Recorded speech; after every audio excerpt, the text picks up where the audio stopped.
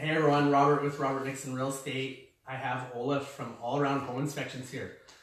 And I wanted to point out for anyone else that we're interviewing, he's setting the president's here. He brought coffee and muffins for my birthday, because it's my birthday day. From Dave's Bakery. From Dave's Bakery, yeah. So whoever else we interview, they gotta keep up to his standards. So yeah, do you want to say hi?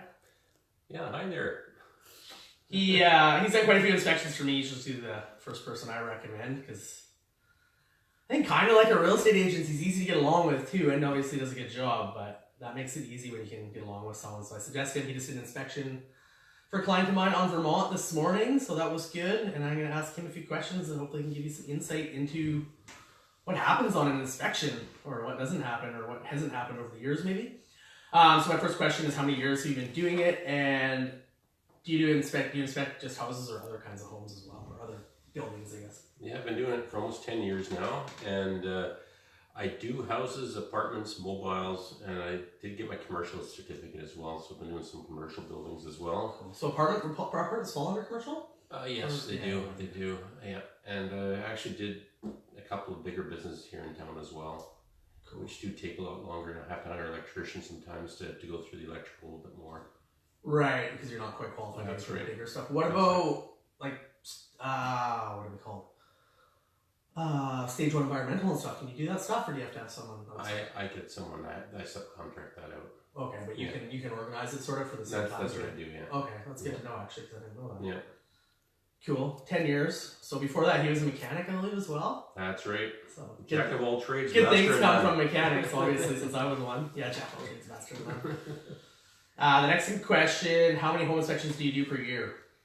That's a pretty good question. I would say somewhere around 500. 500. Do you trackers or? I do, but I haven't looked at it lately. That's a lot of inspections. That's a lot of inspections, yeah. They say for us, like, I mean, my coach makes me track everything, so we know, like, I should know how many deals I've done this year right now. She might know. I can track it mostly, but my wife would know. Yeah, exactly. So she's like, we haven't done 500 and we're 6 months in, and track the whip. Yeah, that's right. No holidays for you. Yeah, exactly. And you just got back, didn't you? That's right. Where were you? We went down to Tulum. Tulum, is that Mexico? Yeah, that's in Mexico, southern Mexico. Nice. Got to see the ruins and how they used to build things back in the old Inca days. Oh, cool. I have heard of that, I think. Huh, nice. Good primer for winter. Yeah, I want to work through this winter, so. You don't want to? I do. Oh, you do? Yeah, you want to make it through the winter without that's right. any vitamin D deficiencies. The next question is, how long do home inspections take? And do you advise the client, this is a good one, I think. Should the client be present for the home inspection? That's always a question. Sometimes they want to be, but in the contract we allow it. The only thing that I find personally is that if someone follows me around and asks questions, they don't get as good of an inspection. I'm focused and I'm zeroing on everything, and I'm filling out my computer. And if I have people asking questions, I've had in the past where it's distracting and it can take me a lot longer, and I don't do as good of a job. Yeah, so I typically suggest, the last hour is a good time for them to come by, so like 11 o'clock in the morning for a morning inspection, and then they can kind of go through it, and I can go through the report with them at that point. Summarize it. And that's right. If there's any major issues, obviously you probably point them out at the house, right? I like showing people right on site. That way there's no miscommunication. Yeah. Sorry, how long do they take normally? Usually 3 to 4 hours. Yeah, depending on the size of the house. That's right. Mobile homes shorter or longer because they're so small? That can vary. That really depends on the mobile. You did a couple for me that were pretty rough. Yeah. What do you look for when conducting a home inspection? Well, it starts out with just looking at it from a distance instead of from close, and just looking at the lay of the land, and then working my way closer, because as you know, water is a big issue in this area. Drainage. Yeah. And drainage, and just looking at perimeter drainage, if there's water running from other properties to this property. Of course, I'm doing a snapshot in time, so I can't be sure that it's going to be perfect all year round. Depending on the time of year. This is probably a better time of year because you'd see more water. Right? It actually is, yeah. The best inspections are actually after a big heavy rain. Yeah. So for a buyer, maybe the winter's a better time to buy because you'll see more of that stuff. If a seller's trying to hide something, there's certain advantages. Boy, a crawl space shows its true colors, in January, February. Yeah. My Fort St. John crawl space, you gotta have a sump pump running for sure, especially when the snow melts. Not in January, but when the snow melts. Well, and they've gotten better now. They've started a dual system, so I've always make recommendations if there's something lacking there, you can improve it. Yeah, in the crawl space or in the drainage. In the drainage in the crawl space. Yeah. Okay. Cool. What type of inspection report do you deliver? Do you handwrite it? Computer generated? How many pages is it typically? I guess it's probably broken down a little bit, right? Yeah, so I use a electronic program, and it allows me to really easily insert pictures into it, and I can give explanations, and I generate on the computer, and I can usually print one off within 4 hours. And it might not be finished, like you've seen some of my spelling mistakes and stuff, but then I go home and correct it and clean it up and fine tune it and send it the following morning. So you do it as you go, you put stuff in as you go. I do, and the beautiful thing with digital, you can just do it right away, where it used to take a lot longer. Yeah, and I've had some home inspectors where they handwrite stuff, and oh my god, like carbon copy style, really old school, and it's painful, especially if you can't read the writing, right? Yeah, it's really nice down the road where you can reference it, and sometimes, 3 years down the road you sell it, you can look it up again and print it off. And if the deal collapses, the next buyer can buy it or something, right? And then I even have sometimes clients or even inspectors sometimes will suggest that the client send it to me, so I'll just put it in the file, right? So if they lose it or something, you can go. A lot of people really appreciated that, I think, over the years that you guys do that. Yeah, that's good. How long does it take to write an inspection report? So like you said, you do it over the 3-4 hours it takes to do the inspection, but then how long does it take to fine tune it? And then I clean it up. Sometimes, not every inspection is the same, so sometimes you do an inspection and there's no issues, then it's quick and out. But a lot of houses aren't that way, as you've seen. Right. And it takes a lot more to write up, and then you have to make recommendations, to get a contractor in to look at something a bit more. Like if it's out of your expertise. And also for cost. I try not to cost estimate because you know how busy the trades are, and their costs vary, right? So if you give a quote, it can sometimes be quite inaccurate. So that sort of brings something up is like, say you have a 2-week subject where you got financing, you got an inspection. People like to leave the inspection until the financing is done, but that being said, if you leave inspection until the last day, you gotta be careful in case you're gonna get someone else in there to get another opinion. That happens. You may want to do it 7 days in instead of 14, so you're not rushed to get that guy in there and not. You may remove subjects on something you don't know how much it's going to cost to fix it, right? Yep. Or before it's collapse the deal because there's another offer coming on the other end. Did I ask that one? What was it at? How long does it take? Biggest accomplishment as a home inspector? Biggest accomplishment? That's kind of an interesting question. That could be like that's saving someone's butt, maybe. Well, that's happened a few times with foundations where it's undermined and people in the house. It actually is painful when someone thinks their house is fantastic and you actually go into the crawl space and you find different. And the fellow's a first-time buyer in one case there, and he was going in heavy, like it was going to be hard for him to purchase the place, and on a lot of problems with the foundation. And but it didn't work out bad. Like the homeowner was acknowledging didn't realize there was a problem, and then she got the repairs done, and he ended up buying it still. Yeah, it took quite a bit of work. It was a really tight crawl space, which was not an easy access for me, and that was a bit of the way I found it was just walking around and then feeling the floors were a little springy, and the crawl space was, I think, about 18 inches. It was ridiculously low. Like it was a tight squeeze. I like caving, so I do try and get into those tight areas, but. So could that be something that maybe was there when she bought it too and was missed, maybe from a lack of someone? That's what really she thought. She thought the floors were springy and that she didn't know about it. She luckily had the money for it, and she ended up getting it fixed. Yeah, and then the fellow still bought it. So it helps having people that are able to work together and not just be hard-headed and put their back up, right? If there's an issue. I thought of something else there that I thought of when you said that. What was it? I don't know. There's so much to home inspections, right? Oh, do you have to do many pre-inspections for sellers before they list it? I don't have a lot of my clients do that. I don't usually recommend it, but I think there's a lot of value there. For sure. I do get quite a few realtors that recommend it, especially with rentals. You don't know what you really got until you have someone go through it, and it takes some of the surprises out when the sale goes through. All of a sudden, geez, I didn't know that I needed a roof or that there was mold in the attic. So it helps you prep and get the right price, so it doesn't create a lot of trouble. It saves everyone's time, or it might even make it so it doesn't make sense to sell it if you gotta. And if you can address some issues beforehand, it makes a sale sometimes smoother. Yeah, for sure. Smooth sales are good. Those are the best ones. Of course, obviously, we don't want the issues.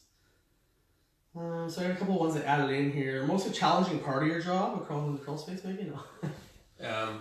Well, actually, renters sometimes can be difficult. Yeah. Tenants, they really, in this marketplace, I feel for them, and it's difficult to sometimes get in and inspect a house, and then they know that if the sale goes through, that they're going to be out. Yeah. And do you find sometimes they try to mislead me? Absolutely. Correct, exactly. Because they do that to us totally, and it's unfortunate. Yeah, so you have to sometimes, you take that information, but you put it to the side, and you take it with a grain of salt, and just realize what the situation is, and so it can be difficult, and sometimes you have to wake them up. Like I've had that before. You go from room to room. Not good. I've never had too many issues. Yeah.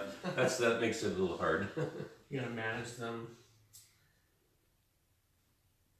Worst inspection you've ever done, or worst. No. Let's say the worst scenario for you, like for ability for you to perform the inspection, is more what I was thinking there. Well, I did have that interesting one where I was on a 2-story roof, and I checked the vents, and the shingles are tight, and all of a sudden the wasps started coming at me. And they were upset with me. It was an unknown thing, and you just have to stay calm, and you have to walk off the roof. You don't run. And doing that while you're getting stung is sometimes a little challenging part of my job. You made it? Go to the ladder and got down? I actually jumped off the roof onto an existing balcony because they were coming so hard at me at that point. But now I carry a big can of wasp spray. So if you go on the roof all the time, you have it in your pouch. At certain times of the year, yeah. For sure.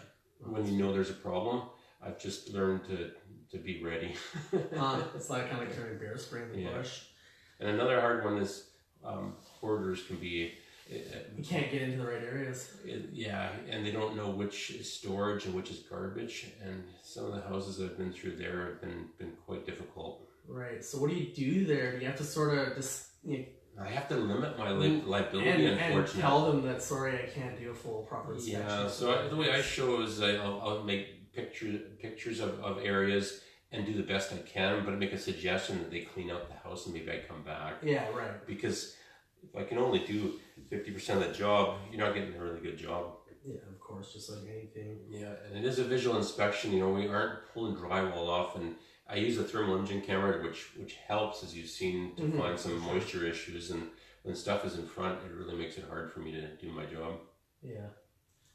Most common problems. That's a big one. I would say most common problems are window flashings, not done quite right with Reno windows. I've had a lot of problems with seeing that. So running in the wall, like it's not running off properly? Running into the wall, yeah. So they put a window in and then they put trim around it and make it look all nice, but water actually gets into the wall. Some silicone or something instead of some flashing. Yeah.